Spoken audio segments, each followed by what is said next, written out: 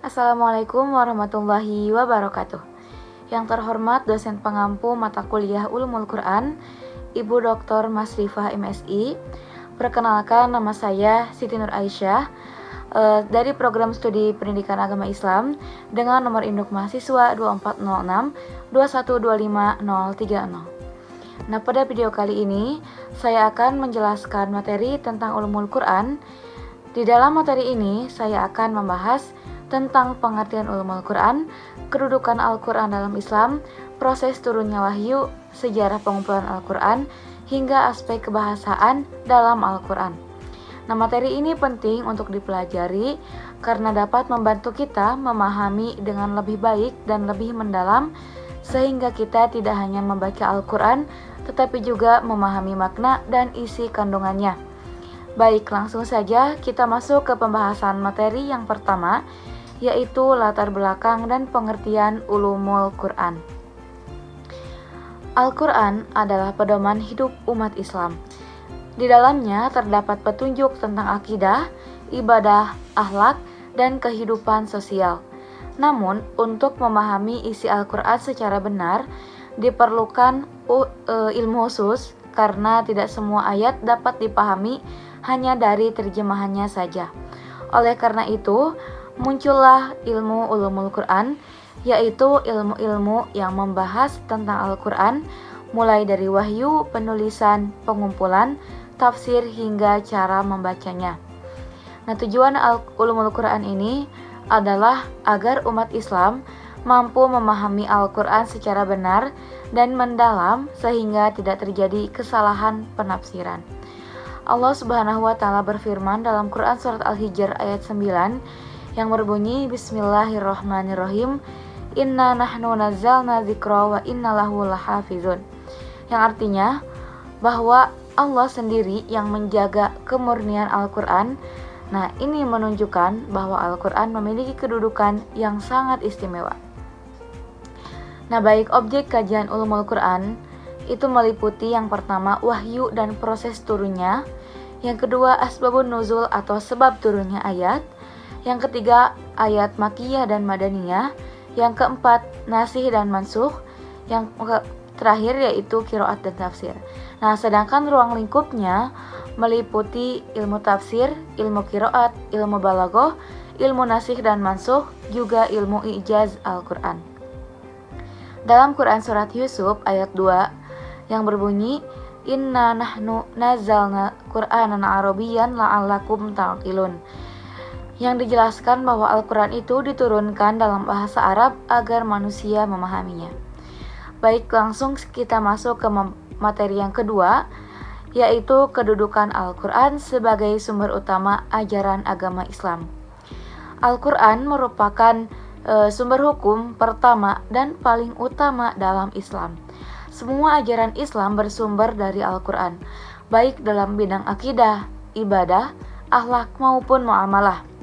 Nah, baik, fungsi utama Al-Quran yaitu yang pertama sebagai petunjuk hidup, yang kedua sebagai pembeda antara yang benar dan yang salah, yang ketiga sebagai rahmat bagi seluruh alam, yang keempat sebagai pedoman hukum. Dalam Al-Quran surah Al-Baqarah ayat 2 yang berbunyi, Dzalikal kitabul la raiba fihi hudal lil muttaqin, yang dijelaskan bahwa Al-Quran adalah petunjuk bagi orang-orang yang bertakwa. Kemudian Rasulullah SAW juga bersabda bahwa beliau meninggalkan dua pedoman agar umat Islam tidak tersesat, yaitu kitab Allah dan juga sunnah Rasulullah. Nah, dari sini kita memahami bahwa kehidupan umat Islam harus selalu berpedoman kepada Al-Quran dan juga hadis. Baik, langsung saja kita lanjut ke materi ketiga, yaitu urgensi ulumul Quran dalam memahami Al-Quran. Nah, ulumul Quran sangat penting karena menjadi kunci dalam memahami isi Al-Quran secara benar. Beberapa urgensinya yaitu yang pertama, memahami makna ayat sesuai konteks. Yang kedua, mengetahui sebab turunnya ayat. Yang ketiga, menghindari kesalahan penafsiran. Dan yang keempat, menjadi dasar dalam pengambilan hukum Islam. Dalam Quran Surat An-Nahl ayat 44 yang berbunyi, Wa anzalna ilaika dzikra litubayyina lin-nasi ma nuzzila ilaihim wa la'allahum yatafakkarun. Yang artinya, dan telah kami turunkan kepadamu Al-Quran agar engkau menjelaskan kepada manusia apa yang telah diturunkan kepada mereka. Quran Surat An-Nahl ayat 44. Nah, selain itu, dalam Quran Surat As-Sod dijelaskan bahwa Al-Quran diturunkan agar manusia mentadaburi ayat-ayatnya.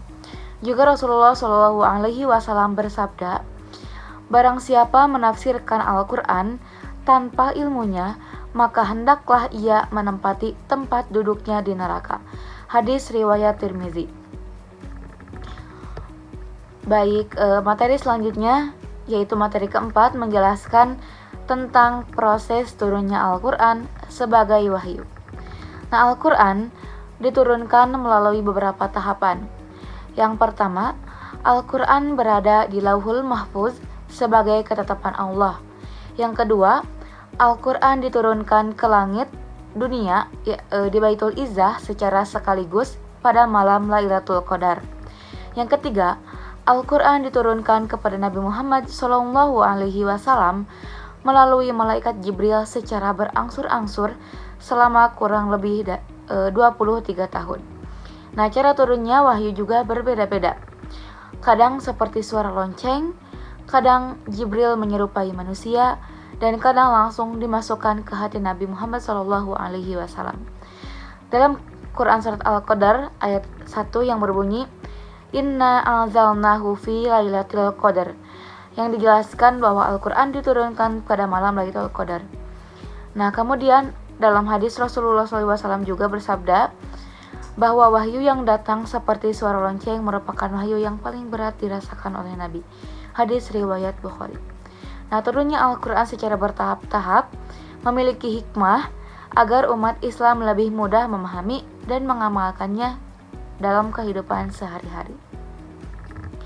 Baik, materi selanjutnya yaitu sejarah pengumpulan dan kodifikasi Al-Quran. Nah, pada masa Nabi Muhammad SAW, Al-Quran ditulis oleh para sahabat dan juga dihafal. Namun, belum dibukukan menjadi satu mushaf karena wahyu masih terus turun. Nah, setelah banyak penghafal Al-Quran wafat pada perang Yamamah, Khalifah Abu Bakar memerintahkan Zaid bin Sabit untuk mengumpulkan Al-Quran menjadi satu mushaf. Nah, kemudian pada masa Khalifah Utsman bin Affan muncullah perbedaan bacaan di berbagai daerah. Karena itu dibuatlah mushaf Utsmani sebagai mushaf standar yang kemudian disebarkan ke berbagai wilayah Islam.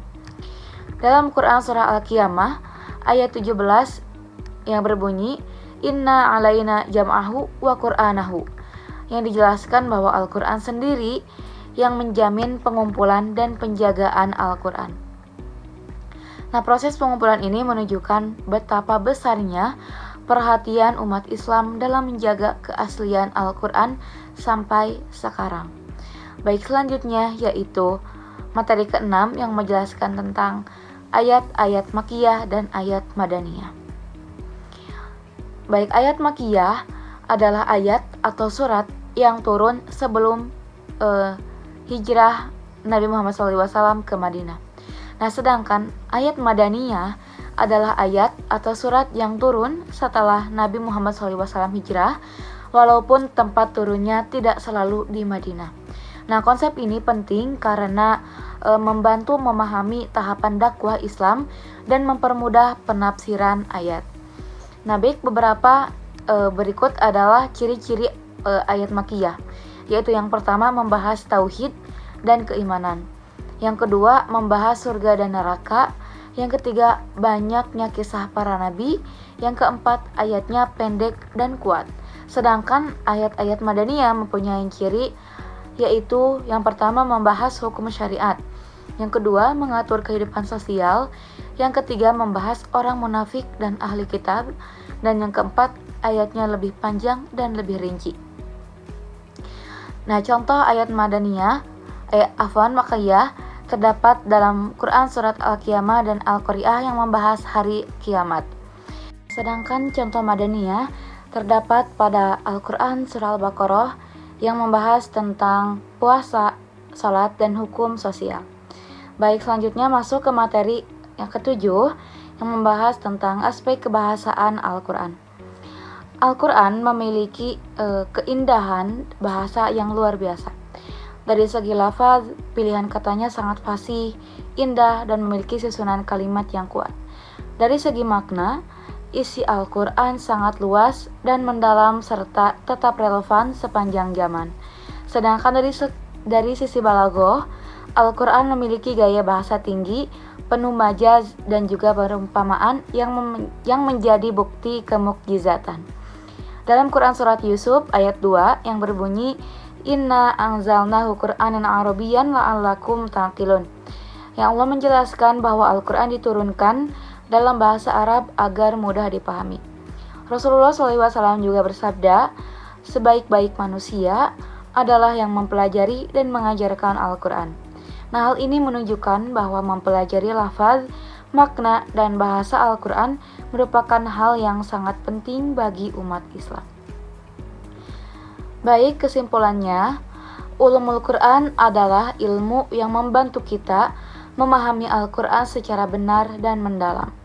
Dengan mempelajarinya, kita dapat mengetahui sejarah turunnya Al-Quran, cara pengumpulannya, jenis-jenis ayat, hingga keindahan bahasa yang terkandung di dalamnya. Nah, semoga dengan mempelajari ulumul Quran, kita semakin mencintai Al-Quran dan mampu mengamalkannya dalam kehidupan sehari-hari. Baik, sekian yang dapat saya sampaikan. Mohon maaf apabila terdapat kesalahan. Terima kasih atas perhatiannya. Wassalamualaikum warahmatullahi wabarakatuh.